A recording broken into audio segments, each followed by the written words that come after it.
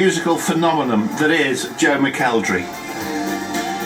Before he set off on his 37-date Northern Light Tour, which brings him to the Northeast soon, he was appearing in Joseph the Musical. That was the last time I think that we spoke, wasn't it? Just before it, or in the middle of it, was it? Yeah, well, not actually in the middle of the show, but well, yeah. In the middle of the tour. In the middle of the tour. He came in with loincloth. How was that for you? Because obviously, you know, you do just have to basically strip off on stage every night, don't you? It was wonderful. Not the stripping off on stage, but the show was great, and I had a great time. But being in a loincloth every night certainly takes a bit of getting used to in front of all those people. Were you a bit conspicuous at first? You're thinking, what if someone takes a picture of me here? Yeah, it's just, I mean, well, I obviously knew that once the first couple of shows people would take pictures in the audience and stuff, but it's even just like, you know, sometimes you have them days where you think, oh, I don't feel great. But as soon as you get on the stage, Joe, it's Dr. Footlights. Exactly. Well, exactly. So I had to. You have to put your poker face on and get on with it. So you did that for Joseph, for how long? We did January to the end of July or August, I think. Quite a long run. It was long. Will you do it again? Yeah, I'm doing... Oh, you are doing it again? Yeah, I'm doing the 50th anniversary tour next year, starting in January again, and going right the way through till July. So it's a... Well, you must have loved it then. Yeah, it was great. I didn't think I would have enjoyed it as much as I did, actually, and it was... I think that was the pleasant surprise with it. When you go into something and think... I thought it was going to be really hard and quite grueling because of the schedule of it all, and because I'd never done musical theatre before on a long-term basis. I thought, oh God, what's it going to be like? But I had a blast. I literally had so much fun. This year really has been a year, I think, of lots of new stuff for you. You know, there was Tommy as well that you did, wasn't there? Yeah. Joseph, we just spoken about. You're doing lots of new things at the moment. You like to keep busy, right? Well, I just think it's important to not just get stuck in a rut, you know, not just keep churning out the same thing every year, you know, and it's important as well. Like, I find doing different projects and things that push you outside of your comfort zone also has a massive effect on my live solo performances, because I learn new styles of performance, which makes the shows better and stronger. It makes me vocals stronger. So it's all a learning curve, you know. When you come off stage, right, and I know you, Joe puts his heart and soul into every performance. You come off stage. What's the difference in your mind between what's been a great show and a normal show?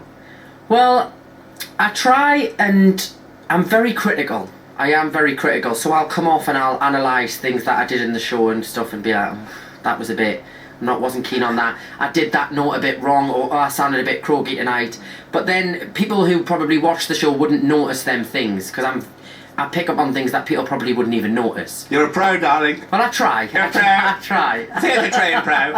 But I don't know. I think that the hardest thing is when you're not feeling 100%. You know, and you're trying to give 100%, but maybe you only have 50% that you've got of because you're unwell or whatever.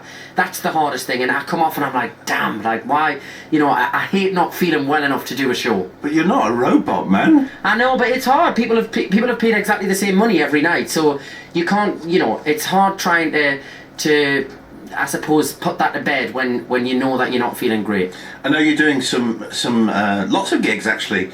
Alnwick Playhouse, I think 11th and 12th, which will be here before we know it in a few days' time. Yes, Friday and Saturday this week.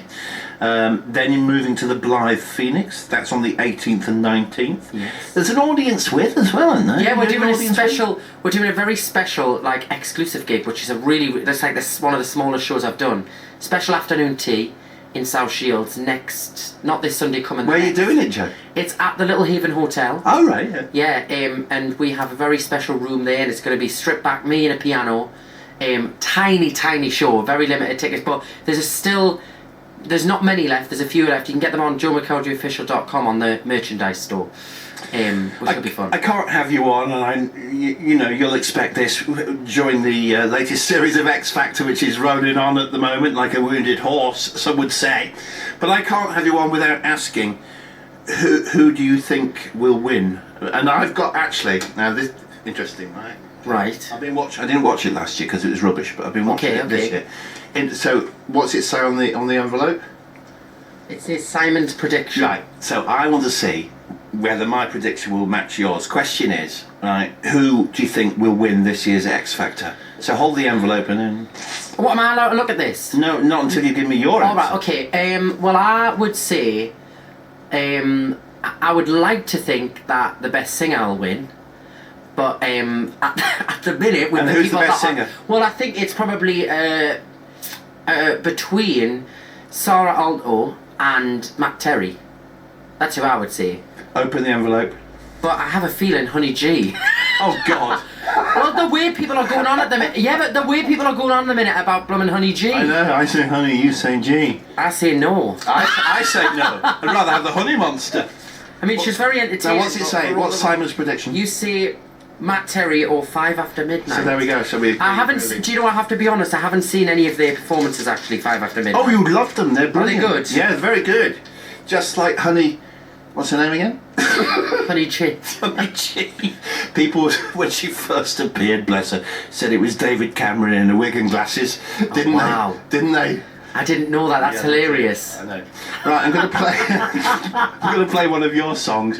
We'll talk some more. Is that all right? Yeah, play it. What are you playing? Well, normally we play The Climb, and I thought, no, I'm not going to play The Climb this time. Recently, this, yes. On this tour. Nothing wrong with The Climb. Then sometimes we've played Dance with Your Father, which I love, but it's a bit slow. So I'm going We're having a party. I'm going for Ambitions. Oh, nice. Okay. Back with Joe McElderry on the show next here at BBC Newcastle, Radio for the North East. 17 minutes past 2.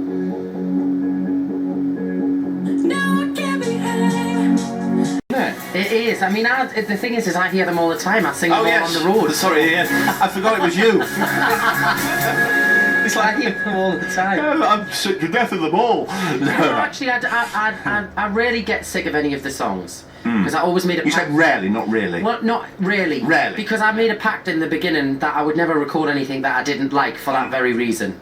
You never know how many times you're going to have to sing it. And your voice high on that one, isn't it? Falsetto. Can you still get that falsetto? Well, it's perfectly? funny because my range has actually changed since then, so I can actually sing that song. It used to just be falsetto, but then when I did Pop Star Opera Star, my range kind of changed. Right. And I can sing a lot of that like full voice now instead of falsetto. It's proper on Bee Gees, isn't it? Yeah. It took a long time to record that. I've never sung like that previous to that song. It's a great song. It's a great song. I haven't heard it for a while, so thanks for letting me play it. Being on the road as you are, and we've been talking about this for a considerable amount of time. What with everything you've been doing, what do you do to keep yourself occupied in the quiet times? There's not really a lot of quiet time, to be honest, because most days we're travelling, and then you sound checking or rehearse, and then we do meet and greets before the show, and then you go out a stage door afterwards. So the only time that really is kind of chilled is once we get back from a show on a night, and then I'm so tired I go to bed. And the daytime when you're travelling, but most of the time I'm doing interviews or chatting and sorting out show things. It's one of them things at tour. It's like being on a treadmill the whole time. There's not really a lot of time to switch off, but I kind of enjoy that. I get really bored easily, so it doesn't bother me too much. But it's quite physically draining and mentally. You're always on your phone, aren't you? Yes. Twitter, Instagram, all of that, Do you do it all yourself, or do you have people that do it? No, I do it. I do a lot of my tweets and Instagrams and everything. I mean, people do all the website things and online stuff, but I do all my own tweets and Instagrams and Snapchats and... When you're travelling around, what's your favourite service station? Weatherby. Oh, yes, you can't beat Weatherby. No, it's really sad, It's really sad. I can't remember Weatherby. It's really sad because... I do remember places by service stations now because I've spent so much time on the road over the past couple of years, and I'm like, oh my god, that's the services with the really nice coffee in it, and all I want is healthy food, and a lot of services don't do that, so I always remember them by there's this one down near Western Supermare, and they do this organic cafe, and they do proper home cooked food. Fresh salads, and you can help yourself. Proper stuff, yeah. It's like the poshest services in England. And does it do your green tea for you? They do green tea and proper lattes, and it's just, it's the simple things. What do you always take on tour with you, apart from the stuff you need for the show? Coffee, candles. I like candles in the dressing room. I take exercise stuff. Sometimes take weights and things to take in the dressing rooms. Nothing else really. Have you got any pets? No pets. Everyone, all my family are allergic, and a lot of my family come out on the road and spend a bit of time. To cats and dogs and stuff? Yeah, pretty much any animal with hair. Oh dear. I'm the only person in my family that's not allergic, so I would love a dog, but I can't have one. Can't have a terrapin maybe, or a goldfish. Perhaps Yeah, could rock up for Christmas. I had a rabbit for a while, but I couldn't take that on the road, so one of my friends ended up having to take We are that talking about an animal, aren't we? Yes, yes. Oh my god. Oh no! No! The service station you've stopped at, right? This is the last question about service stations, Right. promise. Right? 2:45 a.m. Tuesday morning, you've stopped at a service station. Picture the scene, Joe McElderry. Right. And you've gone in there, they've only got the following, and you're absolutely starving. They've got a meat pasty, just nudging its sell by date, or a tuna sandwich that's been well prodded. Which do you choose to eat? Probably a meat pasty. Like a Greggs. You can't beat a Greggs, can you? Even if it's been well prodded, though. I thought that was the tuna sandwich. Oh no, I think it was that one too. So you have the meat. You'll have a bit of meat. Yeah. You. This interview is slowly going downhill. It all started so well. You go from the acoustic tour. Yes. We mentioned before these dates coming up in Alnwick and Blythe. And Newcastle. And I'm doing Newcastle. a Christmas show in Newcastle on the last weekend of November. At the Town Theatre. Yeah. How do you choose what to sing? Let's say for the Christmas one, are you doing carols, or do Well, I people... did a Christmas album. Yeah. A few years ago, so we kind of interlink a lot of that. But I think with this year we're going to kind of do a few different Christmas songs as well, because I've done a few Christmas concerts. So which ones are the sort of standards that you've done before? Well, I recorded on my Christmas album like Last Christmas, Oh Holy Night, When a Child is Born, Mary's Boy Child. We did. When Child is Born, my favourite. Yeah, it's my favourite song. Why don't you come and do that in the show? That would. I'll do it at the end to empty the place for All you, right, Joe. okay. You can clear it Please out. welcome Simon Logan. Oh, it'll be terrible. But yeah, we're trying to mix things up and make it different, but it's also, it has a lot of my solo material in, and this show, the whole tour actually, there's a lot of new material that I've never performed before as well, and some new songs, and it's quite a different show from what I've done before. Oh, brilliant. Well, I look forward to it. What about reality TV? I mean, you've done a fair few of those. You mentioned Pop Star to Opera Star before. Do they still come knocking, oh, will you come in the jungle and eat some insects for us? I've never been asked to do the jungle. You'd be great in the jungle. Yeah, I've never been asked to do that, I don't think. There's always conversations about these things, they always kind of come up and people ask for availability and schedules and would you be interested, and then you never hear anything, then you do, then sometimes you get right through a conversation and then something else comes in that, it's all boringly complicated, but there is always conversations, and I've been asked to do some pretty crazy reality TV shows, but it has to be right. What's the daftest thing you've ever been asked to do? I think I was once asked to be part of like some horse racing show. Like a horse. I don't think it ever came on television, but I got asked for my availability. I'm sure I did. Was it to like a horse jockey? To learn how to be a jockey I or think something? so. I mean, I'm small enough in height, so it would make sense, but it wasn't my cup of tea, I have to be honest. Take some sugar lumps with you. Yeah, and, I mean... you've got a friend for life who might be allergic to the horse, though, might you? Your family might not be able to get near it. Yeah, I mean... And I don't know how I'd fancy that, but I'm sure there was a conversation about that. And in your personal life, you're happy? You're all loved up? Are you happy? Do you have time for that nonsense? I'm not loved up, but I'm happy. Good. I'm single and happy. So Alnwick Playhouse for Joe McElderry coming up Friday and Saturday. Blythe the next Friday and Saturday. Audience with? Sunday the 20th. That's in Shields, right? Yes, and then I think it's Sunday the last Sunday of November. I think, is it the 27th?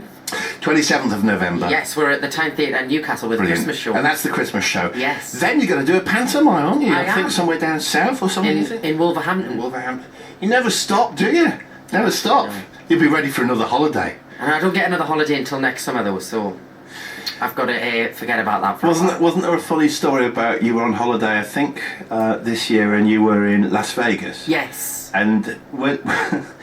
Weren't you recognised in Las Vegas? Because you'd expect to be recognised, I don't know, in Sunderland or Durham or South Shields. Weren't you recognised in Vegas? Well, yeah, I mean, whenever I go abroad, I kind of forget that, you know, because I'm in a different country, you don't kind of think that people would know about X Factor and or would have seen it or anything. And I also always forget that there's going to be British people there on holiday. And me and my best friend were walking through the hotel we were staying in, and these two guys jumped out in front of us and like, oh my God, can I have a photograph? And I got a shock. Like, It's quite scary, yeah. yeah, it was. But you're not expecting it. Yeah, but it was also quite funny, all of the Americans who have absolutely no idea who I am thinking, why are they asking this random person in the middle of a hotel with a pair of shorts and flip-flops on for a picture? I didn't really look like the glamorous, you know, famous American person that would be strolling through a Las Vegas hotel. Do you always give an autograph and a picture? Yeah, even if a big crowd forms, you know, it can take.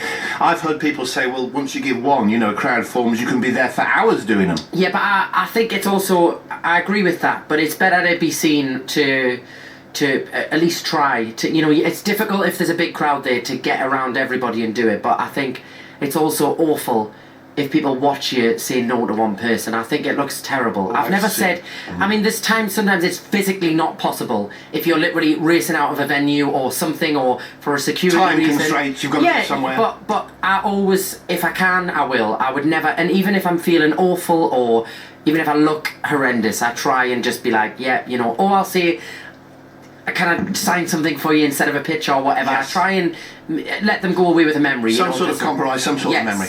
Good man. Don't ever change. Enjoy the gigs. I will. Nice to be back in the northeast, I suppose, lovely. for a bit, It's isn't lovely. it? It's the first time I've been back for a while, so it's nice.